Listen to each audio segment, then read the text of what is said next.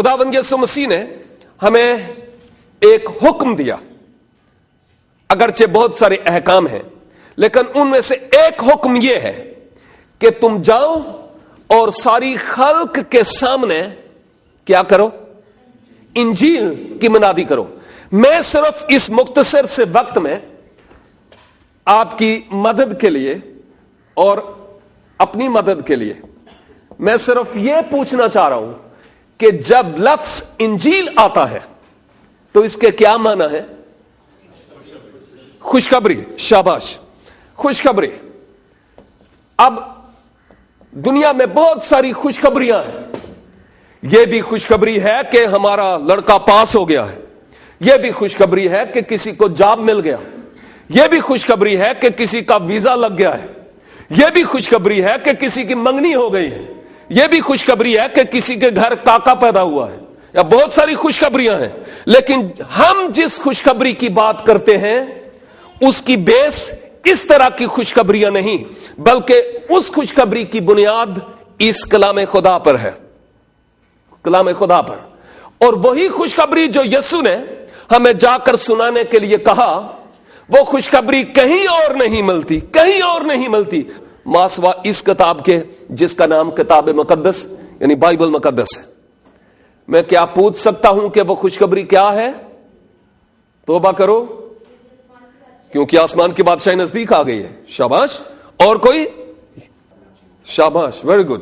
اور مجھے پتا ہے کہ بہت سارے اور بھی ہیں آپ میں سے جو کچھ نہ کچھ کہنا چاہتے ہیں، لیکن وقت اجازت نہیں دیتا کہ ہم اس مختصر سے وقت میں آپ سبوں کو موقع دیں۔ اس کتاب مقدس میں ایک حوالہ جو آپ کی خدمت میں رکھنا چاہ رہا ہوں۔ آئندہ اگر کوئی آپ سے پوچھے کہ خوشخبری کیا ہے تو ہمیں ادھر ادھر جانے کی ضرورت نہیں ہے۔ ایک مشورے کے طور پر، رائے کے طور پر میں آپ سے یہ درخواست کروں گا کہ 2 آیات ہیں، اگر آپ ان آیات کو مستقبل کے لیے زبانی حفظ کر لیں تو مستقبل میں خوشخبری کے سنانے اور بتانے میں آپ کی بہت زیادہ مدد ہوگی۔ اور یہ آیات پہلا کرنتھیوں کے نام پولس رسول کا خط، اس کا 15 باب اور اس کی 3 اور 4 یعنی ان 2 آیات میں ہے۔ اور جیسا ہمارے عزیز بھائی نے بتایا اسی طرح سے ہی، اور وہ خوشخبری کیا ہے کہ مسیح کے ساتھ کیا ہوا؟ کتاب مقدس کے مطابق ہمارے گناہوں کے لیے مر گیا اور پھر دفن ہوا اور پھر 3 دن زندہ ہوا، لیکن لکھا ہے کس کے مطابق؟ کتاب مقدس کے مطابق وہ مردوں میں سے جی اٹھا۔ یہ ہے خوشخبری کہ مسیح موا، دفن ہوا اور جی اٹھا۔ اور مقصد کیا تھا؟ ان آیتوں میں لکھا ہے ہمارے گناہوں کے لیے وہ موا ہے، کسی اور مقصد کے لیے نہیں۔ وہ ہمارے گناہوں کے لیے موا، دفن ہوا اور پھر مردوں میں سے جی اٹھا ہے۔ یہی خوشخبری ہے جو ہمیں سنانے کی ضرورت ہے، جس کا اطلاق ہم پر بھی ہوا ہے۔ اور پولس رسول جب کرنتھس کی کلیسیا سے یہ بات کرتا ہے تو پہلی آیت سے ان کو بتاتا ہے کہ یہ خوشخبری میں نے تمہیں پہلے سے سنا دی تھی، تم نے اس خوشخبری کو قبول بھی کر لیا ہے، تم اس خوشخبری پر قائم بھی ہو۔ وہ بڑے واضح طور پر ان سے یہ کہہ رہا ہے، اور پھر آگے خوشخبری سناتا ہے کہ مسیح کتاب مقدس کے مطابق ہمارے گناہوں کے لیے موا، دفن ہوا اور جی اٹھا۔ اب بات یہ ہے کہ کتاب مقدس کے الفاظ ان 2 آیات میں یک بار نہیں بلکہ 2 بار آئے۔ اس کا کوئی خاص مقصد تھا کہ 2 بار کتاب مقدس کے الفاظ کیوں آئے ہیں؟ اس کی وجہ یہ تھی کہ مسیح کے ساتھ جو کچھ بھی ہوا اس کا ہمارے گناہوں کے لیے مر جانا، دفن ہونا اور جی اٹھنا، سبھی کچھ کسی میگزین، کسی ڈائجسٹ، کسی اخبار یا کسی کی من گڑت کہانی کے مطابق نہیں، بلکہ کتاب مقدس کے مطابق اس کے ساتھ جو کچھ ہوا وہ ہوا۔ جو کچھ اس کے ساتھ ہوا وہ کتاب مقدس کے مطابق ہوا۔ خوشخبری بھی اسی کتاب مقدس میں پائی جاتی ہے، اور وہ خوشخبری یہی ہے جو ابھی آپ کی خدمت میں بیان کی گئی۔ صرف تھوڑی سی دیر آپ کی توجہ کو اس طرف لانے کے لیے میں صرف یہ کہنا چاہ رہا ہوں، ان 2 آیات میں یہ لکھا ہوا ہے مسیح کے بارے میں۔ جس کسی کے ساتھ کچھ ہوا وہ کون ہے؟ مسیح خداوند۔ اور پھر اس کے ساتھ کیا ہوا؟ وہ مر گیا، اور پھر اس کے بعد دفن ہوا اور جی اٹھا. یعنی اور اس کے ساتھ ساتھ اس خوشخبری کے پیچھے صرف اتنی ہی بات نہیں بلکہ ایک اور بات بھی ہے جو یہاں پر نظر نہیں آتی، اس طرف بھی ہم آئیں گے، لیکن اس کے بغیر خوشخبری مکمل نہیں ہے، اور وہ ہے یسوع مسیح کا خدا کا بیٹا ہونا، یسوع مسیح ابن خدا. اگرچہ یہاں پر لکھا ہوا نظر نہیں آتا، لیکن اس سچائی اور صداقت کے بغیر خوشخبری نہیں ہے. اس موضوع پر ہم اپنے آئندہ پروگرام میں ضرور بات کریں گے، لیکن فی الحال ایک اور پوائنٹ جو یہاں پر میں نے نہیں لکھا وہ بہت اہم اور ضروری ہے، اور وہ ہے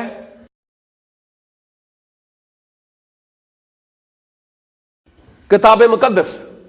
یعنی مسیح کے ساتھ جو کچھ بھی ہوا ہے وہ کتاب مقدس کے عین مطابق ہوا ہے. اب بات یہ ہے کہ ہم خدا کا شکر ادا کرتے ہیں کہ ہم ملک پاکستان میں ہیں، ہم اپنے وطن کے لیے خدا کا شکر ادا کرتے ہیں، لیکن آپ جانتے ہیں 98% اس ملک کے لوگ وہ ہیں جو مسیحی نہیں ہیں، اور 98% لوگوں کا وہ ایمان نہیں جو ہمارا ہے. وہ 98% لوگ مسیح یسوع کے بارے میں کیا بالکل وہی کچھ سمجھتے ہیں؟ ان کا ویسا ہی ایمان ہے جیسا میرا اور آپ کا ہے؟ بولیے نو. کیا وہ مانتے ہیں کہ مسیح مر گیا؟ نہیں، ان کا ایمان کچھ اور ہے. جب یہی نہیں ماننا کہ وہ مر گیا تو پھر دفن ہونے اور جی اٹھنے کا تو سوال ہی نہیں پیدا ہوتا. یہ تو بعد کی باتیں، کیونکہ جی اٹھنا، دفن ہو کر جی اٹھنے کو ماننے کے لیے مرنا قبول کرنا ضروری ہوتا. تو جب وہ مرا ہی نہیں تو پھر کیسے دفن ہوگا اور جی اٹھے گا؟ اس کو تو قبول کرتے ہی ہوں گے نا؟ نو. یہ تو بلکہ گولی کی طرح لگتا ہے یہ کہ یسوع مسیح ابن خدا، خدا کا بیٹا، یہ کوئی نہیں قبول کرتا ہے. اور پھر جس طرح ہم کتاب مقدس کو مانتے ہیں کیا ویسے ہی وہ لوگ مانتے ہیں؟ نہیں، بالکل اسی طرح سے نہیں مانتے.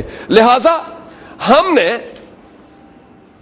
جس کو خوشخبری کہا ہے ان میں سے ایک بھی بات نہیں جس بات کو وہ اسی طرح سے قبول کرتے اور مانتے ہوں. دیکھ رہے ہیں آپ؟ ایک لحاظ سے، دوسرے لفظوں میں میں یوں کہوں گا کہ یہ ساری باتیں ان کے لیے کفر ہیں، کفر. اور ہم ان باتوں کو خوشخبری کہہ رہے ہیں کیونکہ یہ کتاب مقدس پر مبنی ہے. ہم ان تمام نکات پر آج تو غور نہیں کرنا چاہتے، نہ کر سکتے ہیں کیونکہ ہمیں وقت اجازت نہیں دیتا. اور میں آپ کی خدمت میں ان تمام موضوعات کے بارے میں تو نہیں بلکہ اس موضوع کے تعلق سے، کتاب مقدس کے تعلق سے تھوڑی دیر کے لیے بات کر سکوں. اس لیے کہ جب ہم کتاب مقدس سے کوئی بھی بات اپنے ان دوستوں سے کرتے ہیں جو اس ملک میں اکثریت میں ہیں، متلاشیان حق، تو وہ فوراً ایک ہی بات کرتے ہیں، اور وہ یہ بات کہتے ہیں کہ یہ کتاب بدل چکی ہے، یہ منسوخ ہو گئی ہے، یہ اپنی اصل حالت میں نہیں ہے. وہ اصل والی جو کتاب تھی اس کو اللہ نے اپنے پاس اوپر اٹھا لیا. کیا کبھی آپ نے سنا اس طرح کی باتیں؟ اگر تو آپ واقعی مچھلی پکڑنے کے لیے کنڈی ڈالتے ہیں تو پھر یہ باتیں بھی سنی ہوگی، لیکن کبھی مچھلی شکار کرنے کا اتفاق ہی نہیں ہوا، یا دل میں کبھی یہ آرزو پیدا ہی نہیں ہوئی، یا خدا کی طرف سے یہ بلایت ہوئی ہی نہیں، تو پھر نہ کنڈی ڈالی ہوگی اور نہ ہی کوئی مچھلی ہاتھ آئی ہوگی اور نہ ہی یہ بات کی ہوگی اور نہ ہی سنی ہوگی. لہذا ضرور ہے کہ ہم ان باتوں کو دوسرے لوگوں کے سامنے جا کر بیان کریں تاکہ وہ بہتر طریقہ سے کتاب مقدس کی حقائق کو سمجھ سکیں. اور آج یہاں پر اس پروگرام کے کرنے کا مقصد بھی یہی تھا کہ نہ صرف ہمارے پاس ایک VCD تیار ہو جائے بلکہ ہماری کلیسیا کے اراکین کی بھی مدد ہو سکے کہ کل جب ہم سے کوئی سوال پوچھتا ہے تو ہم اس سوال کا مناسب جواب دے سکیں. ویسے بھی پہلا پطرس 3 باب اور اس کی 15 آیت میں لکھا ہوا ہے کہ کوئی تمہاری امید کی وجہ پوچھے تو تمہیں مناسب جواب دینا آتا ہو. اگر تو مسیحی ہے تو تیرے پاس جواب بھی ہونا چاہیے. اگر تو جواب نہیں رکھتا تو پھر دیکھ مسیحی بھی ہے کہ نہیں. یہ عام ترین بات ہے. جب ہم کتاب مقدس کے بارے میں یہ باتیں سنتے ہیں کہ یہ اپنی اصل حالت میں نہیں, یہ بدل چکی ہے, اور عیسائی راہبوں اور پادریوں نے اس میں اپنی مرضی کے مطابق کچھ باتیں ڈال دیں اور کچھ نکال دی ہیں, اور وہ اصل والی اٹھا لی گئی اور یہ منسوخ ہو گئی ہے, تو کیا یہ باتیں کوئی معنی رکھتی ہیں؟ ان کے پیچھے کوئی صحت و صداقت ہے؟ یا یہ من گھڑت باتیں ہیں, یا یہ واقعی حقیقت ہے, یا ہم ایک ایسی کتاب کو مانتے ہیں جو کرپٹڈ ہے, یا یہ ایسی کتاب جس کو عیسائیوں کے پادریوں نے بدل ڈالا ہے, یا یہ وہ کلام جو خدا کی طرف سے تھا وہ ہمارے پاس نہیں؟ یہ کیا ہے؟ اس لیے تو آج ہم جمع ہیں تاکہ ہم اس اہم ترین موضوع پر تھوڑی دیر کے لیے بات کر سکیں. دیکھنا یہ ہے کہ سوال کرنے والا کون ہے اور اس کا پس منظر کیا ہے. میرے وہ دوست جنہوں نے اکثر مجھ سے یہ سوال کیا وہ میرے مسلمان دوست ہیں. ہم مسلمان دوستوں سے پیار کرتے ہیں, وہ ہمارے دشمن نہیں ہیں.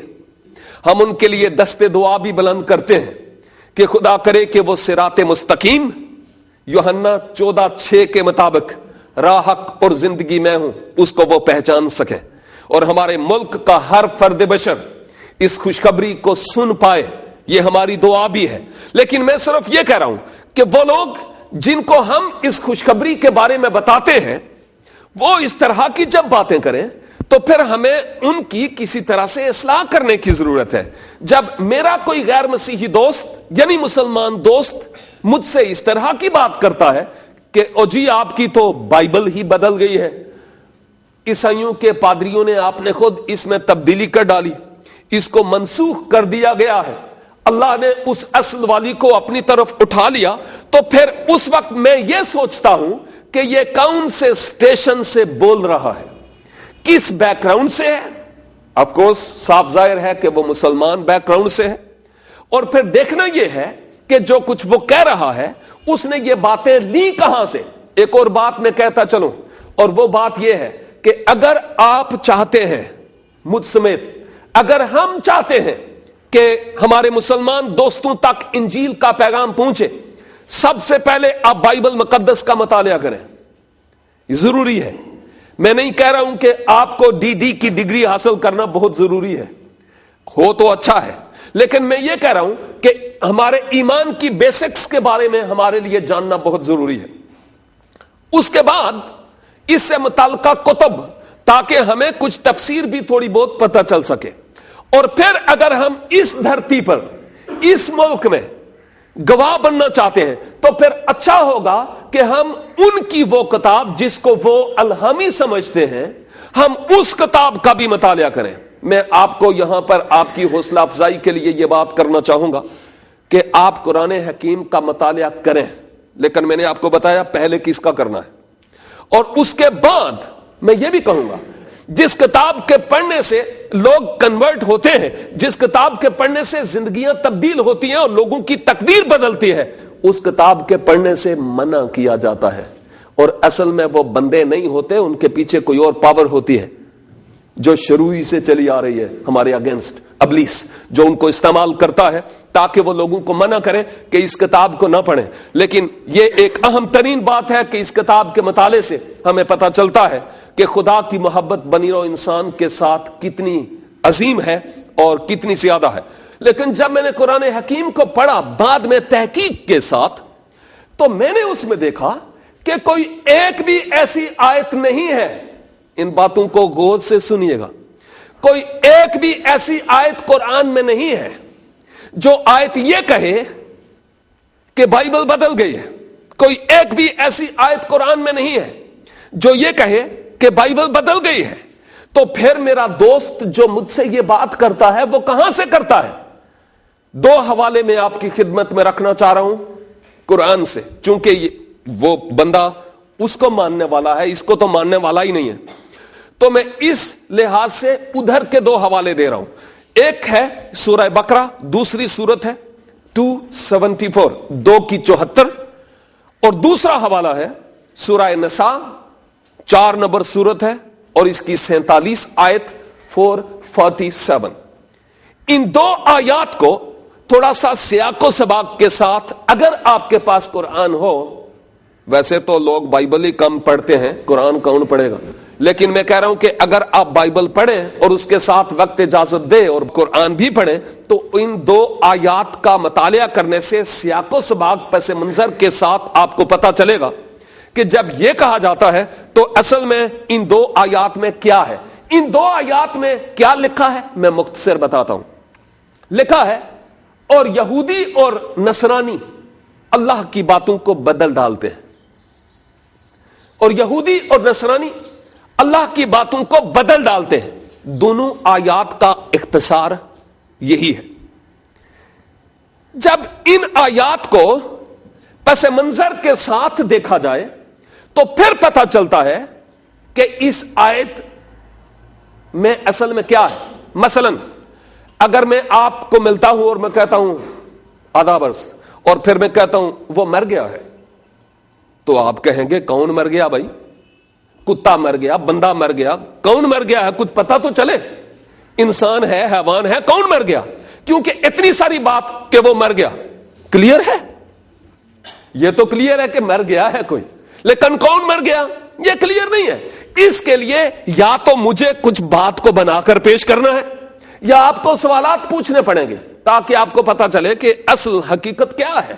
اور اسی طرح کسی بھی بات کے جاننے کے لیے اس کے سیاق و سباق کو جاننا ضروری ہے.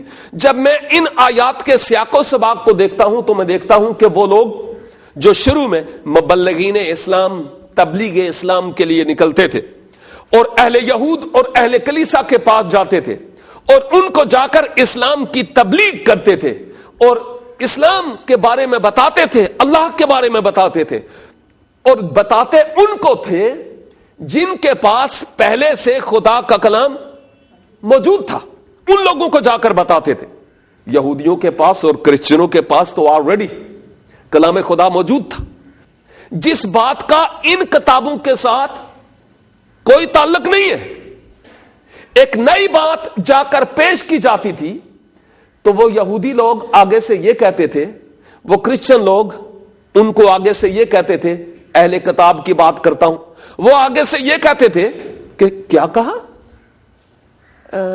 یہ بات جو آپ نے کہی ہے یہ بات ایسے نہیں ہے, بلکہ یہ بات ایسے ہے. گویا وہ ان کی اصلاح کر کے ان کو واپس بھیجا کرتے تھے اور یہ بتاتے تھے کہ حضور ہم گئے, اور وہ تو اللہ کی باتوں کو بدل ڈالتے ہیں.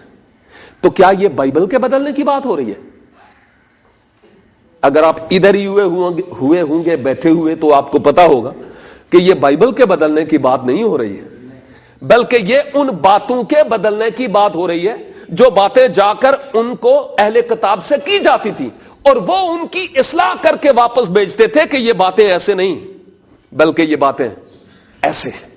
اور پھر یہاں پر ان دو آیات میں یہ آیا ہے کہ وہ لوگ یعنی یہودی اور نصرانی کرسچن لوگ وہ اللہ کی باتوں کو بدل ڈالتے ہیں. یہ ان کے سامنے بڑے واضح طور پر بات آتی ہے. کئی لوگ ایک ہی آیت کو لے کر اپنا الو سیدھا کرنے کی کوشش کرتے ہیں. میں آپ سے درخواست کروں گا, آیت خواہ بائبل کی ہو یا قرآن کی, کسی ایک آیت کو لے کر کبھی اپنا الو سیدھا کرنے کی کوشش نہ کیجیے گا. آیات کے سیاق و سباق کو مد نظر رکھتے ہوئے اس کا مطالعہ کیا جائے تو پھر صحیح طور پر ہم سمجھ پاتے ہیں کہ اصل حقیقت کیا ہے. اور ان آیات کے سیاق و سباق کے مطابق ہی میں نے آپ کو بتایا ہے کہ یہ آیات اصل میں کیا رہی ہے. اب دیکھنا یہ ہے کہ بانی اسلام حضرت محمد صلی اللہ علیہ وسلم 571 میں تشریف لائے, آپ کی ولادت ہوئی, اور 40 سال کے بعد اسلامک کنسپٹ کے مطابق آپ کو نبوت ملی. 571 اور 40 کتنے ہو گئے؟ 611 साल हो गए, उसके बाद उनको नबूवत मिली और कुरान हकीम तो उसके भी बाद की बात है। एक लिहाज से अगर मैं राउंड फिगर कर लूं थोड़ी देर के लिए, तो मैं यूं कहूंगा कि मसीह यीशु के आने के तकरीबन 600 साल बाद, 611 है लेकिन चलो राउंड फिगर, 600 साल बाद इस्लाम आता है। और 600 साल के बाद कुरान हकीम किताबी सूरत में जब आता है, तो कुरान उन किताबों के बारे में जो कुतुब साबका थी, यानी जो पहले की किताबें थी, तौरात शरीफ, जबूर शरीफ, सहाइफुल अंबिया करम और इंजील शरीफ, इन किताबों के बारे में वो बाद में आने वाली किताब आकर क्या कहती है।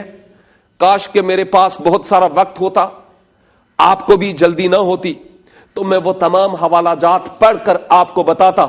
लेकिन अगर आप नोट करना चाहें तो आले इमरान, ये कुरान हकीम की सूरा है, यानी तीसरी सूरत है और इसकी चौथी आयत है, 3 की 4, इसमें लिखा हुआ है कि कुरान हकीम उन किताबों का जो उससे पेशतर नाज़िल हुई है उनकी तस्दीक करता है, मुसद्दिक है। अगर 600 साल बाद आकर, वो भी इंजील के बाद आकर कुरान कुतुब साबका की तस्दीक करता है, तो इसका मतलब यह हुआ कि जब कुरान आया तो एटलीस्ट ये तो हम माने कि उस वक्त तक तो वो किताबें अपनी जगह पर सही थी। अगर सही ना होती तो कुरान उन किताबों की तस्दीक ना करता। लेकिन मैं ये कह रहा हूं कि जब ये बात कही जा रही है कि वो किताब इन किताबों की जो कुतुब साबका है उनकी मुसद्दिक है, तो इसका मतलब यह हुआ कि उस किताब का मानने वाला जिससे हम बात कर रहे हैं वो उस किताब को मोतबर मानता है, तो बेहतर है कि उसी से उसको सबूत दिए जाए कि भाई जिस किताब को आप मानते हैं वो किताब तो यह कहती है कि मैं उन किताबों की तस्दीक करती हूं जो मुझसे पहले नाज़िल हुई है। तो अगर वो किताबें बिगड़ चुकी होती, अगर वो किताबें बदल चुकी होती और इन झूठी किताबों की वो सच्ची किताब तस्दीक करती है, तो फिर उसको सच्चा कौन मानेगा, क्योंकि वो तो झूठी किताब की तस्दीक कर रही है। तो किसी किताब के सच्चा होने के लिए उसको अपना स्टैंडर्ड बरकरार रखना बहुत जरूरी है। उसको क्या जरूरत थी कि इन झूठी किताबों की तस्दीक करता। दूसरे लफ्जों में सूरह माइदा 5वीं नंबर सूरत और इसकी 44 आयत है, फिर इसकी 47 आयत भी है, 544 एंड 547, फिर 28 की 44 और 50, और इसके अलावा कई और हवाला जात हैं। इन हवाला जात में यह पाया जाता है कि उन किताबों में जो इस किताब से पहले नाज़िल हुई हैं उनमें नूर और हदायत है।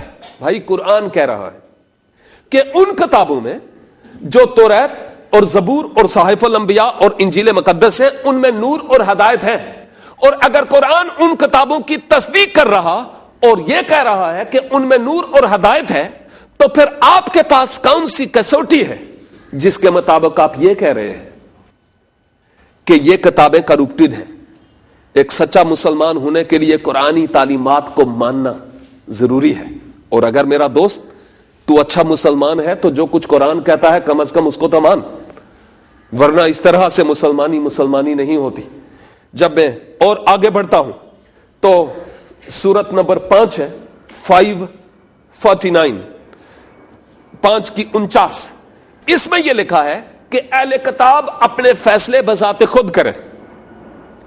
अगर इस आखिरी किताब यानी कुरान के आने के बाद फैसले इसके मुताबिक होते तो फिर कुरान में यह ना कहा जाता कि अहले किताब अपने फैसले बजाते खुद करें। सूरह यूनुस है 10 नंबर सूरत और इसकी 94 आयत 1094, इसमें यह लिखा हुआ है कि अगर तुम, मुसलमानों से कहा जा रहा है कि अगर तुम किसी बात में शक में हो तो जाओ उनसे पूछो जो अहले किताब है, यानी यहूदियों से और क्रिश्चियन लोगों से जाकर पूछो। अगर तुम्हें दीन की किसी बात में शक हो तो जाकर उनसे पूछो। کہ اصل حقیقت کیا ہے. تو اگر یہ کتابیں کرپٹ ہو چکی ہوتی, بدل چکی ہوتی, تو پھر ان جھوٹی کتابوں سے کچھ پوچھنے کا کیا فائدہ ہوتا. اس لیے ضروری تھا کہ ان کتابوں کے ماننے والوں سے جا کر مشورہ کیا جاتا کہ یہ کتابیں اصل میں کیا کہتی ہیں. آپ نے اکثر اوقات سنا ہوگا کہ میرے مسلم دوست یہ کہتے ہیں, او جی ہم جب تک توریت شریف, زبور شریف, انجیل شریف پر ایمان نہ لائیں تب تک تو ہم مسلمان ہی نہیں ہیں. یہ ایمان یہ لانا کہ کوئی کتاب ہے, کوئی انجیل تھی, کوئی زبور تھی, یہ ایمان نہیں ہے. ایمان یہ ہے کہ جو کچھ اس میں لکھا ہے اس کو ہو بہو مانا جائے. سرکس میں ایک بہت بڑا ٹینٹ لگا ہوتا ہے, تمبو, اور ایک جگہ مجھے بھی جانے کا اتفاق ہوا, کافی سال پہلے کی بات ہے, لیکن میں نے ایک کہانی پڑھی کہ ایک شخص اس بڑے ٹینٹ کے اوپر ایک اندر رسی لگی ہوئی تھی اور اس رسی کے اوپر چل کر ادھر سے ادھر جا رہا تھا, اور اسی طرح سے اوپر تھا, سب لوگ تماشا دیکھ رہے تھے, بڑے سسپینس میں دیکھ رہے تھے سیریسلی کہ ابھی کیا ہو رہا ہے, اس کے بعد کیا ہوگا. اور جب وہ دیکھ رہے تھے تو اس بندے نے کہا, یعنی جب چلنے لگا تو وہ اپنے آپ کو یوں لگتا تھا جیسے گرانے لگا ہے, اور پھر ان لوگوں کو کہتا ہے کہ آپ میں سے کتنوں کا خیال ہے کہ میں اس رسی سے ادھر سے چل کر پار چلا جاؤں گا. اور کچھ لوگ وہ ایک دوسرے کی طرف دیکھنے لگے, اور پھر کچھ لوگ کہنے لگے ہاں ہاں ہاں آپ پار چلے جائیں گے. اور پھر تھوڑی دیر کے بعد وہ اس رسی سے پار جاتا ہے. ادھر ایک کمرہ تھا, وہاں سے وہ ویل بیئر جو ہاتھ گاڑی ہے وہ اس نے لی, اور پھر وہ رسی کے اوپر اگلا ٹائر رکھتا ہے اور پھر پیچھے خود چلنے کی کوشش کرتا ہے. ایک آدھ سٹیپ اس نے لیا اور پھر لوگوں سے مخاطب ہوتا ہے, کہتا ہے آپ میں سے کتنوں کا خیال ہے کہ یہ جو ویل بیئر ہے, یہ جو ہاتھ گاڑی ہے, اس کو میں پار لے جاؤں گا. اور پھر دوبارہ سے سب لوگوں نے واہ واہ واہ واہ کیا اور تالیاں بجائیں کہ جناب آپ پار لے جائیں گے. اس نے پھر تیسرا سوال کیا, اس نے کہا اچھا اگر آپ کا خیال ہے کہ میں اس کو پار لے جاؤں گا, آپ میں سے کوئی اٹھ کر آئے اور اس گاڑی میں بیٹھے تاکہ پتہ چلے کہ میں پار لے جا سکتا ہوں کہ نہیں. کتنے ایک آئے ہوئے ہوں گے؟ انڈا, زیرو, کچھ بھی نہیں. یہ ایمان ہے. آپ گاڑی پار لے جا سکتے ہیں لیکن بیٹھنا نہیں ہے. یہ ہے ہمارے دوستوں کا ایمان. تو ایمان یہ نہیں ہے کہ یہ کوئی کتاب ہے بس, یہ تو کسی کا بھی ہو سکتا ہے. اس کتاب میں کیا ہے ان کو ماننا اصل میں یہ ایمان ہے, اور اس کے مطابق چلنا کہ یہ واقعی صداقت ہے اس کتاب مقدس میں, ان کو ماننا بہت ضروری ہے. اور میرے مسلمان دوستوں کا بھی ایمان کا عقیدہ ہے, ایمان مفصل اور ایمان مجمل. اس میں بھی لکھا ہے میں ایمان لایا اللہ پر اور اس کے رسولوں پر اور اس کی کتابوں پر اور اس کے فرشتوں پر بھی. اور ان کا ایمان ہی اس وقت مکمل نہیں جب تک ان پر ایمان نہ لائیں. تو ہمیں ان کی تصحیح کرنے کی ضرورت ہے تاکہ وہ سمجھیں کہ کون سے سٹیشن سے وہ بات کرتے ہیں. ان کو ان کی کتاب کی طرف توجہ دلانا ضروری ہے تاکہ وہ اپنی کتاب کو تو مانے, اس کو نہیں مانے تو نہیں صحیح, لیکن اس کتاب کو تو ماننا ان کے لیے انتہائی ضروری ہے.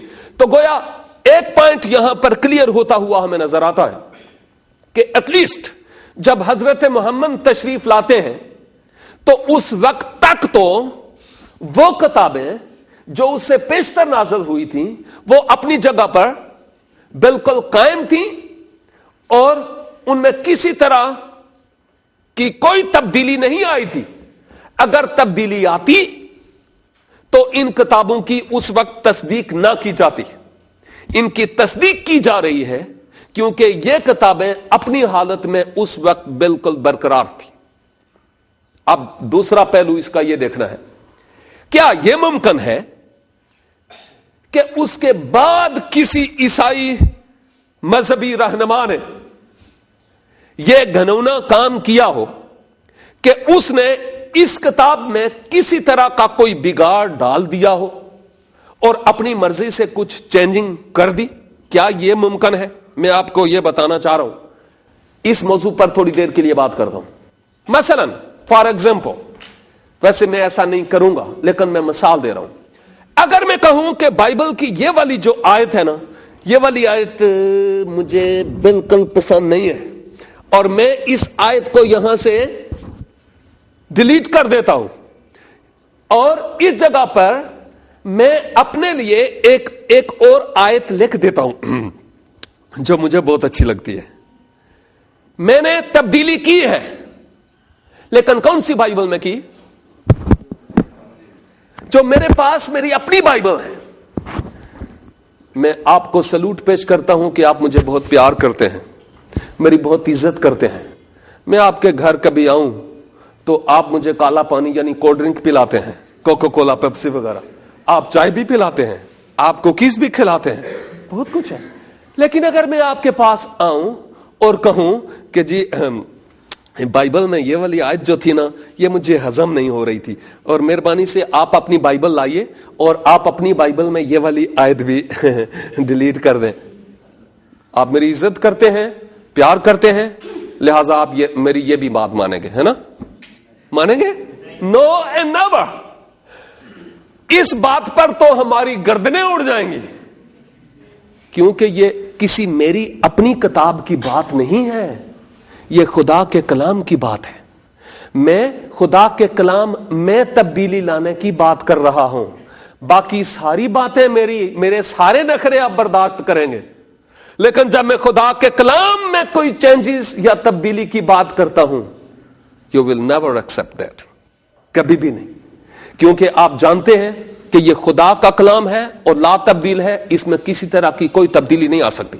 اور بائی دا وے، اگر میں اس طرح کرتا ہوں، آپ کو کسی طرح سے پیچھے لگا بھی لیتا ہوں، نہیں لگیں گے، لیکن اگر میں لگا بھی لوں تو اب دنیا کے جتنے بھی بر اعظم ہیں، دیکھیے اسلام کے آنے تک، انجیل سے اسلام تک کتنا عرصہ ہو گیا تھا؟ تقریباً 600 سال. اور 600 سالوں میں مسیحیت کیا ایک ہی گھر تک محدود ہوئی ہوگی؟ نو.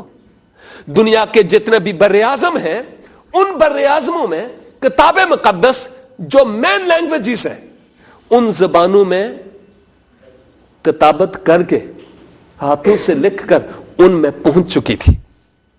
اور اگر آج 2008 میں کھڑا ہوتا ہوں اور کہتا ہوں یہاں پر یہ تبدیلی کر لیں، تو چلو آپ کو اگر میں پیچھے لگا بھی لوں، افغانستان کے وہ علاقے، نیروبی اور کینیا کے وہ علاقے، امریکہ اور الاسکا کے جزائر، اور وہ تمام جغرافیائی خطے جن کے بارے میں نے کبھی سوچا بھی نہیں، جہاں جا بھی نہیں سکتا، جہاں کی زبانیں مختلف ہیں، جہاں کا اٹھنا بیٹھنا مختلف ہے، جہاں کا کلچر اور ثقافت مختلف ہے، میں ان لوگوں کو جا کر کس طرح اپنے پیچھے لگاؤں گا؟ آپ حیران ہوں گے. زبان کی بات کر رہا ہوں. حال ہی میں ایک ایسے ملک میں مجھے جانے کا اتفاق ہوا، وہاں پر دودھ کو وہ کہتے ہیں جو ہم کبھی بھی نہیں کہیں گے. وہ دودھ کو سوسو کہتے ہیں. اگر وہاں پر آپ یہ کہیں، اگر آپ وہاں پر یہ کہیں کہ فیڈر لائیں، میں آپ کے بچے کو سوسو ڈال کر دوں، it is acceptable over there easily. لیکن میں یہ بھی نہیں کہنا چاہتا کہ ہمارے ملک میں اگر یہ کوئی کہے تو کیا ہوگا. آپ کو پتا ہے، کلچر کی بات ہے. یہاں ہم دودھ کا لفظ استعمال کرتے ہیں، وہ سوسو کا لفظ. یہ ملیشین کی لوگوں کی بات کرتا ہوں، ملیشین زبان میں یہ بات کہی جا رہی ہے، ملے میں. اور وہاں اور یہاں میں صرف زبان دانی کی بات کر رہا ہوں، کتنا فرق ہے. اور میں کس طرح ساری دنیا کو اپنے پیچھے لگاؤں کہ اس کتاب میں تبدیلی آ گئی ہے. اور ویسے بھی میں آپ کی خدمت میں یہی کہنا چاہ رہا ہوں کہ اس کتاب کے کوئی ایک آدھ نہیں، کئی ایسے حوالہ جات ہیں جن حوالہ جات میں بڑے واضح طور پر ہمیں مسیحیوں کو اور اہل یہود کو خبردار کیا گیا ہے کہ ان کتابوں میں تم کسی طرح کی کوئی تبدیلی نہیں کرنا، ورنہ ان میں لکھی ہوئی آفات تم پر نازل ہوں گی، یعنی تم سزاوار ہوگے. اور ہمیں خبردار کیا گیا ہے استثناء 4:2 میں بھی، امثال 30:5 اور 6 میں بھی، دوسرا تیموتھیوس 3:16 میں لکھا ہے ہر ایک صحیفہ خدا کے الہام سے ہے. دوسرا پطرس پہلا باب 19 سے 21 میں لکھا ہوا ہے کہ نبوت کی کوئی بات آدمی की अपनी मर्जी से नहीं हुई बल्कि खुदा के रूह की तहरीक से हुई है। मुकाशफा 22 की 18-19 में लिखा हुआ है कि इन किताबों में किसी तरह की तब्दील करने वाले का नाम एक लिहाज से मिटा दिया जाएगा, किताब हयात से काट दिया जाएगा। इसके साथ साथ मैं ये भी कहूं कि फिर भी अगर कोई हमारा दोस्त ये कहे कि नहीं जी ये बदली हुई है, तो फिर जरूरी है कि हम समझें कि इसके कव्वे का रंग सफेद है, वो काला नहीं हो सकता। जबकि कव्वे का रंग कभी भी सफेद नहीं होता, कबूतर का हो सकता है लेकिन कव्वे का काला ही होता है। और वो अगर कव्वे को सफेद कहता है तो फिर उसका कव्वा सफेद ही होगा, जो हमने कभी नहीं देखा।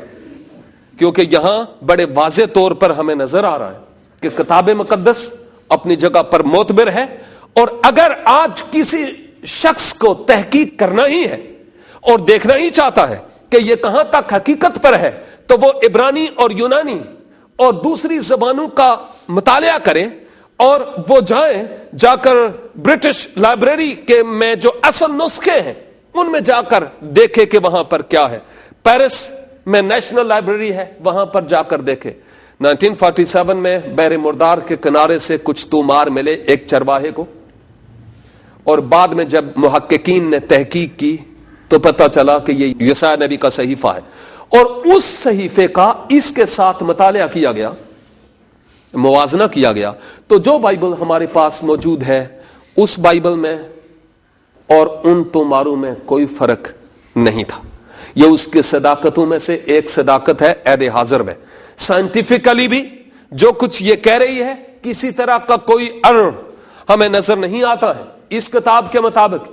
इसलिए हमारे लिए जरूरी है कि हम दूसरों की बातें जो कुछ वो करते हैं करने दीजिए, कोई मसला नहीं, इसकी सेहत पर कोई असर नहीं पड़ता, तो भी हम इंतहाई तहम्मुल के साथ, मेहरबानी के साथ और प्यार के साथ उनके इस सवाल का जवाब देने वाले हूं कि किताब मुकद्दस अपनी जगह पर मोतबर है कि नहीं, इसकी सदाकतों के क्या सबूत हैं। हम उसी के पस मंजर के मुताबिक अगर उसको जवाब देंगे तो उसको बेहतर तरीका से यह बात समझ में आएगी और फिर वो किताब मुकद्दस की तरफ आएगा। और एक और मशवरा है कि अगर कभी ऐसा हो कि आपका कोई दोस्त या खवातीन की कोई सहेली आपसे आकर फौरन पूछे कि यीशु मसीह खुदा का बेटा कैसे है, या वो मर तो नहीं गया था, कोई और मर गया था, या उसकी इलाही जात के बारे में कोई आपसे पूछे, तो फौरन जवाब देना शुरू ना कर दें। इसलिए कि आपने जो भी जवाब देने हैं कौन सी किताब से देने? बाइबल मुकद्दस से। और अगर आप सारे जवाब दे भी दें, एक घंटा आप उसके साथ अपने घर में बैठे भी हैं, आपने चाय भी पिलाई, बिस्कुट भी खिलाए, और आपकी बात किसी हद तक उसकी समझ में आ भी गई, लेकिन दरवाजे से निकलते हुए यह कहता है कि ये बातें जो आपने की हैं ये बातें अपनी जगह पर तो सही हैं, लेकिन ये जिस किताब से आपने हवाले दिए हैं ये किताब ही बदली हुई है, तो फिर हमारा वो घंटा गया खू खाते, हमारे बिस्कुट भी खू खाते गए और चाय भी खू खाते गई। इसलिए बेहतर है कि जब भी कोई बात करे तो उसको फर्स्ट स्टेप पर लेकर आए, पहले केजी किंडरगार्टन में। डायरेक्ट वो FA का सिलेबस नहीं पढ़ सकता, उसके लिए जरूरी है कि वो शुरू से ABC पढ़े ताकि वो आगे बढ़े। तो ये टेक्स्ट बुक शुरू में उसको पढ़ाना और इसके बारे में बताना बहुत जरूरी है। उसको कहें ठीक है आपके इस सवाल का भी जवाब मिलेगा, लेकिन सबसे पहले जिस किताब से मैं आपके जवाबात दूंगा या दूंगी वो बाइबल मुकद्दस है, और इसके बारे में ही अगर आपका कंसेप्ट सही नहीं होगा तो मैं किस तरह से आपकी मदद करूंगा। इसलिए जरूरी है कि मैं पहले आपको इसकी सेहत और सदाकत के बारे में बताऊं कि यह कहां तक मोतबर है अपनी जगह पर। इन तमाम बातों के ताल्लुक से मैं आपकी खिदमत में यह भी कहूंगा कि एक किताबचा छोटा सा है, क्या बाइबल मुकद्दस तब्दील हो गई, यह भी लिखी गई है, पॉकेट साइज है, इजीली आपकी पॉकेट में आ सकती है और आपके पर्स में भी आ सकती है, आप जरूर अपने पास रख सकते हैं। कोई बड़ी लंबी चौड़ी किताब नहीं है जो आपकी किसी पॉकेट में नहीं आए, ये बिल्कुल छोटी सी है, इसीलिए छोटी बनाई गई ताकि हमारी पॉकेट में इजीली आ सके। اور اگر کوٹ نہیں بھی پہنا ہوا تو کوئی بات نہیں ہے, یہ شرٹ کی پاکٹ میں ایزیلی آ جائے گی اور آپ ایزیلی اس کو استعمال کر سکتے ہیں, اپنے پرس میں رکھ سکتے ہیں. یعنی اسی کتاب کو میں نے تھوڑا بڑا کر کے آپ کی خدمت میں پیش کرنے کی کوشش کی ہے. کیا بائبل مقدس تبدیل ہو گئی ہے؟ اس چھوٹی سی کتاب میں اس بہت بڑے سوال کا جواب ہے. آپ اردو میں ہی ہے اور آپ ضرور اس کتاب کا مطالعہ کیجئے, آپ کی کافی معاونت ہوگی. ELS بک شاپ سے آپ کو مل سکتی ہے, اور اگر ضرورت محسوس ہو تو خاکسار بھی آپ کی مدد میں ان کتابوں کو لا سکتا ہے تاکہ آپ کی خدمت میں یہ کتابیں پیش کی جا سکیں. جو کچھ کہا گیا, ہمارے پاس تھوڑا سا وقت باقی ہے. اس تعلق سے اگر آپ حضرات و خواتین کے ذہن میں کوئی ایسا سوال اٹھتا ہو جو آپ پوچھنا چاہتے ہوں, آپ کے ہر سوال کا کتاب مقدس کے تعلق سے جواب تو میرے پاس نہیں, میں ابھی روحانی طور پر پرائمری جماعت میں پڑھتا ہوں, لیکن پھر بھی اگر کوئی ایسا سوال ہے تو کوشش کی جا سکتی ہے اس کا جواب دینے کی. تو اگر ہے تو آپ ضرور پوچھ سکتے ہیں.